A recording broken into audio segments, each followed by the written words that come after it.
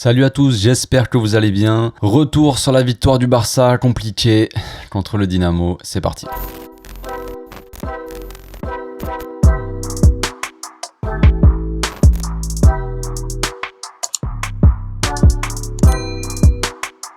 On va commencer par la compo d'équipe. Barjuan a choisi de mettre Mingueza en arrière droit avec une charnière Garcia Langlais comme prévu et Alba à gauche comme d'hab. Au milieu, retour de Frenkie qui accompagnait Busquets et Nico. Et devant, un trio Gavi, Memphis et Ansu Fati. Alors je sais pas si c'était prévu de mettre tous ces joueurs d'entrée, car comme vous le savez, Dest a eu un problème juste avant le match, un petit malaise je crois, donc il n'a pas pu jouer. Ça m'étonnera toujours autant de voir autant de blessés, c'est incroyable. Bref, le match a bien démarré pour nous avec quelques actions de la part de Memphis et Ansu qui étaient assez dangereux devant. On a fait 15 bonnes premières minutes, ensuite on a subi pendant 15-20 minutes suivantes. Ter Stegen qui a fait une première grosse parade du match sur une frappe un peu foirée je crois, mais bon quand même une bonne parade. Pendant la première mi-temps on n'a pas vu beaucoup Gavi qui est passé un peu à côté de son match, mais bon normal il a joué en tant qu'ailier et on voit bien qu'il n'est pas du tout à l'aise à ce poste. Il était esselé à droite là et collé la ligne pendant que toutes nos actions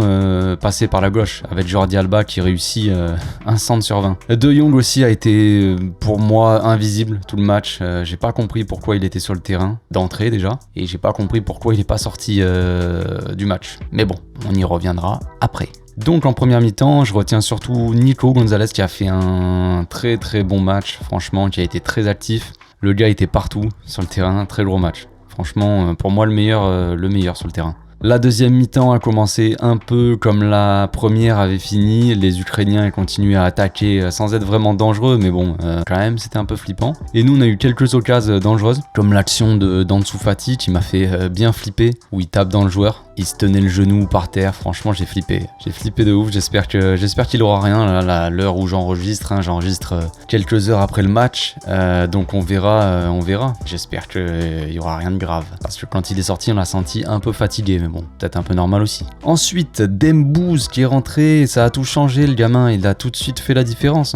Avec des accélérations sur son côté, là, dès qu'on récupérait le ballon, il partait comme une fléchasse. Franchement, il avait l'air d'avoir de bonnes sensations, ça fait plaisir. Donc on verra. Sur le long terme, faut pas s'enflammer avec lui, on le sait très bien. Le Dynamo, ils sont un peu trop concentrés sur lui et ils ont oublié Ansu sur l'action du but qui fait une belle reprise de volée. 1-0. Beau but d'Ansu, il a dédicacé à Agüero, ça fait plaisir, voilà, tout le monde est content. Mais bon, franchement, pas de quoi s'enflammer non plus. Perso, quand on gagne 1-0 contre le Dynamo, c'est sympa.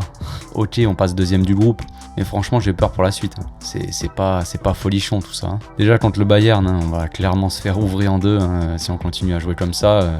Mais même Benfica, ça va être très compliqué. Franchement, bon, on a vu Benfica qui se sont fait détruire par le Bayern, mais le Bayern ils sont trop puissants cette année, ça va être une boucherie. À la fin du match, sinon, à la 82e, je crois, un truc comme ça, Ter Stegen qui a sorti une deuxième grosse parade, franchement, pour nous sauver les fesses. Parce que grosse action. Bon, c'était pas une frappe surpuissante, mais petite frappe placée, enroulée en lucarne, et il sort l'arrêt qui va bien, franchement. Donc comme je disais, on a vu Ansu Fati sortir à la fin, il avait l'air fatigué, donc voilà, j'espère que c'est juste une fatigue comme ça, quoi, le fait qu'il soit pas dans le rythme, j'espère que ce n'est pas une blessure, parce que à la fin du match, il faisait que de faire des plans sur lui, en dessous, machin, il montrait, il faisait des grimaces, vas-y, ça fait flipper, quoi. Moi je comprends pas pourquoi déjà il a été d'entrée titulaire, peut-être parce qu'il comptait mettre Dest et que Dest a été blessé, machin, mais je comprends pas, il a joué beaucoup trop longtemps en dessous, il a joué, je crois, 83 minutes, 85 minutes, un truc comme ça. C'est pas possible. Frenkie qui revient de blessure, qui a fait un match dégueulasse. Pareil, il a joué tout le match. D'ailleurs, on va revenir sur Frenkie. Je l'aime bien, mais il paraissait très fatigué, le gars, déconnecté du match. Il était à l'ouest. Il a ralenti le jeu, il était trop hésitant sur pas mal d'actions, il a fait beaucoup de mauvais choix, ou en tout cas il a pris très peu de risques dans le jeu, il faisait des passes à côté de lui, Donc après, je comprends, il revient de blessure et tout ça, mais à ce moment-là, pourquoi tu le fais jouer tout le match ? Il aurait dû être le premier à sortir en fait. Je comprends pas le coach. Busquets qui a reçu pas mal de critiques, alors que franchement je trouve que son match il est pas si dégueu que ça. Mais sur la dernière action pour le Dynamo, on voit une mauvaise passe de Busquets, mais on voit Frenkie, il regarde le ballon passer. Le gars aurait été en forme, il aurait pas regardé le ballon passer comme ça devant lui, il aurait réagi, il se serait jeté dessus. Là, il laisse passer. Ensuite, le Dynamo, ils ont une action. Bon, je sais même plus ce que c'est, je sais pas si c'est sur la parade de Ter Stegen ou si c'est une autre action, mais Frenkie il revient, mais il revient juste pour revenir, quoi. C'est horrible. Le pressing. J'ai l'impression que De Jong, il a été fautif, plus ou moins en tout cas. Sur toutes les actions du Dynamo, il était impliqué. La première action, quand ils partent en contre, il met aucune pression. Lui et Jordi Alba sur le côté, il y a rien. Il se contente de rester à côté du joueur. Le joueur, il part tout seul, il lance en profondeur son collègue. Ouais, mais c'est quoi ce pressing, les gars? Genre, franchement, il a pas été assez agressif. Le gars, il a laissé jouer ses adversaires. À chaque fois, il était pas à l'impact. Hein. Quand tu vois un Nico Gonzalez à côté qui a défoncé les joueurs, qui était surpuissant là, lui il met de l'impact. Mais Frenkie, non, là sur ce match-là, vraiment pas au top. Hein. Donc il était vraiment pas dans le match, pour moi c'était le plus mauvais sur le terrain, avec Mingueza aussi, qui faisait des dégagements à la place de faire des centres. C'est incroyable, mais bon bref. Un match compliqué, donc le Dynamo a été un peu plus offensif qu'au match aller, et comme d'habitude on a l'impression qu'on peut se prendre un but sur n'importe quelle action, quoi. C'est flippant, quoi. C'est inquiétant pour la suite, hein. Contre le Bayern, les gars, mais chaque occasion on va prendre un but. Hein. Là, le 8-2, on va se le... C'est parce que n'oublions pas que ça se joue là-bas, en plus, le match retour. Moi, je m'en fous de gagner contre le Bayern, parce que je sais que ça n'arrivera pas, mais si on est qualifié pour la suite, ok, mais j'ai peur, en fait, qu'on se fasse encore humilier. Ça risque d'arriver, on va voir, hein, avec l'arrivée très probable de Xavi, qui devrait arriver normalement la semaine prochaine, lundi. À voir, c'est inquiétant. J'espère que Xavi va changer la mentalité, ou je sais pas, mais il y a un problème, quoi. Les mecs on dirait qu'ils ont les jambes qui tremblent sur la moindre action. Là, c'est le Dynamo Kiev, les gars. Waouh. Mais bon, on va dire que le principal est fait. On prend les 3 points, on passe devant Benfica. Voilà, on est deuxième, c'est super. On va faire péter le champagne. Mais il faudra montrer un visage un peu plus conquérant, comme on dit. Voilà, quoi. C'est de la merde, là. Enfin, bref. Si je dois donner mon top, je dirais donc Nico dans un premier temps, qui a vraiment été, pour moi, le meilleur du match. Voilà. Ansu Fati a été élu l'homme du match parce qu'il a marqué, mais Nico a eu un impact. Tout le match, il a été chaud. Enfin bref, en ce moment, il nous apporte donc cette puissance, cet impact dans ce milieu de fragile. Busquets, au moindre coup de vent, t'as l'impression il s'envole, le gars, il perd le ballon. Voilà, Nico, non. Nico, il te met un coup d'épaule, il te casse la bouche du joueur, quoi. C'est réglé. Le retour de Dembélé aussi, qui présage de bonnes choses. Franchement, ça fait plaisir. On l'a vu en jambes. Évidemment, j'espère qu'il pourra jouer tout le reste de la saison, ou au moins beaucoup. Hein.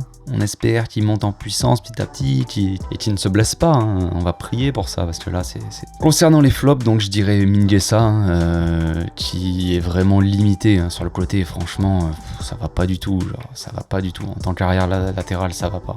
C'est de moins. Au début, il a dépanné, même l'année dernière, il dépannait pas mal. Il faisait des bons matchs dans l'intensité, dans l'envie. Voilà, il avait... Mais là, il manque de la technique. Il manque de la technique. C'est bien d'avoir de l'intensité, de l'impact ou ce que tu veux, de l'envie. Mais là, ça suffit pas dans les matchs comme ça. Il nous faut plus, même si sur le but de Ansu Fati, ça vient d'un centre de Mingueza, qui pour le coup avait fait un bon choix ras de terre pour Dembélé, mais voilà, c'est compliqué. Et donc aussi Frenkie, voilà, même si j'en veux peut-être plus au coach, qui aurait dû le faire sortir bien plus tôt, il a quand même fait un match dégueulasse, quoi. C'est peut-être un des pires matchs que j'ai vu de sa part. Faut qu'il revienne petit à petit, pas besoin de forcer son retour comme ça. On voit bien qu'avant sa blessure, déjà, c'était compliqué pour lui. Donc faut pas abuser. D'ailleurs, pour parler vite fait des commentateurs, là, Omar, faut qu'il se détende, le gars. Franchement, il est en train de me gonfler, le gars. Genre, depuis que Messi est parti, le mec ne commande plus pareil, bizarrement. Bizarre, mon gamin. Je l'aime bien, Omar, mais franchement, le gars, à sortir des... Genre, il faut faire rentrer Dembélé à la 45e et dire, limite, on s'en fout, il faut prendre des risques. Faites rentrer Dembélé. Genre, mes frères, tu n'es pas... mets-toi à notre place. Tu n'es pas supporter du club, toi. Tu n'es pas supporter. Tu crois qu'on a envie de le revoir blessé encore pendant 6 mois, frère, et qu'on attend là, qu'on ait personne en attaque? Arrête tes conneries. Non. non, il n'y a pas besoin de forcer le retour des joueurs, ni pour qui que ce soit, genre, pour qui que ce soit. Si c'est pour les mecs qui jouent à chaque fois 1 ou 2 matchs et qui repartent pendant un mois à se blesser, genre, on va faire ça toute la saison, franchement. Faut arrêter, on a eu l'exemple avec Koeman de faire jouer tout le temps les mêmes joueurs comme ça, et qui se blessent, et faut à cramer les joueurs comme ça, genre, et ne pas avoir de continuité, pas pouvoir faire de rotation. C'est plus possible, ça. On tourne la page, on ferme le livre, on le rentre dans la bibliothèque. C'est fini, ça. Ce temps-là, il faut faire des rotations et il faut pas forcer les retours des joueurs comme ça. Voilà, je sais pas, ça me paraît évident, mais peut-être pas pour tout le monde, je sais pas. Bref, j'espère que la vidéo vous aura plu. On se retrouve pour l'avant-match du Celta Vigo. D'ici là, passez une très bonne journée. N'hésitez pas à liker, à vous abonner si mes vidéos vous plaisent. Et je vous dis à la prochaine. Ciao.